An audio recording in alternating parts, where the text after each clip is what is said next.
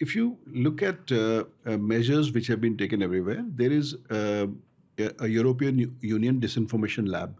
So EU disinformation lab has studied this concept of disinformation because they have been affected by communist era and kind of Right. Russian disinformation for a very, very long time. So they have, after studying this, come up with a framework which is called Disarm Blue. Okay. And for anybody who wanting to go into the details of it, they can. It has various kind of steps, like right from pre-bunking to rapid debunking to legal takedown measures to literacy and so on and so forth.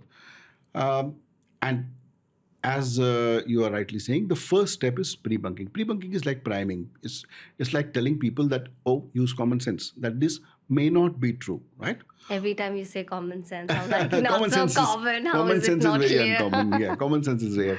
But however, pre-bunking basically means that you set a context. Let's say in context in COVID, there were people who were saying that but take this, take that, and your COVID would be cured. And you saw people in the US where basically taking various kinds of things, and a lot of people died, right? Right from bleaching Right. powder to various other things. So if you set a context and ask people in a particular context to be careful, and to say that you may get information which may be untrue, so at least a bell rings in your mind, right? That this may not be true, this may affect you, so that when that information comes to you, at least you have your antennas up. Yeah, but then it can also be different perspectives, right? If I have received an information from somewhere, toilet papers are going to be over, and then you see US supermarkets flooded with people just buying toilet papers, right? Isn't it perspective saying, yes, this may happen, but... Yeah, but let's say if it is told to you that, look, this may happen and it is leading to such things, but there is no need to panic, right?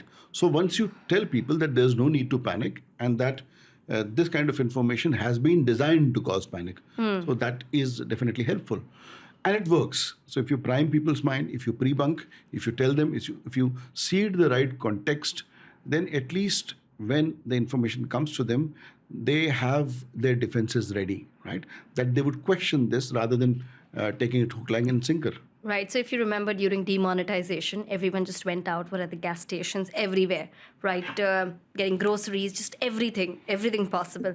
Now, this time when this terror attack was happening, people were like government and people were very clear saying, hey, you're not going to die out of starvation. That's the last thing. Yes. Right? So don't go out crazily and just buy and hoard things. Yeah. Right? Leave it for people. It's nothing's going to happen because they saw a really bad phase during demonetization. Everyone was out.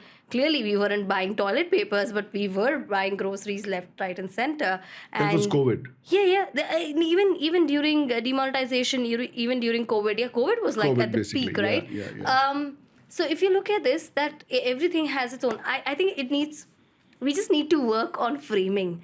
Instead of saying, hey, this is the problem, but don't worry. Say, hey, don't worry, this may be the problem. True. Right? So if you're told that you may receive an information which may be incorrect, then when you receive this information, at least you use your common sense. Right. So I think a lot of youngsters started just following one or two reporters that they completely felt that they're going to go fact check.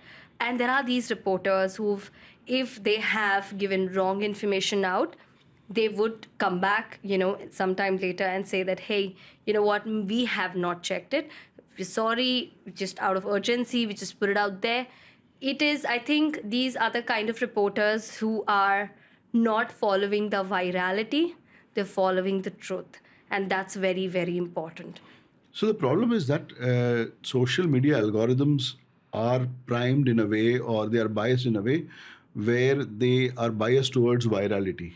And it does not fact check. So irony is that, disinformation spreads faster than truth. And this somewhere is linked to the algorithms of virality, which are followed, because that money is there, right? If it's spread to more people, if it is read by more people, if it's shared by more people, they'll make more money. Yeah, I mean, as stupid as Ice Bucket Challenge, which does not make sense, can go viral, than just something actually really making sense. People go with what the hook is, right? It always goes back Yes. to the hook.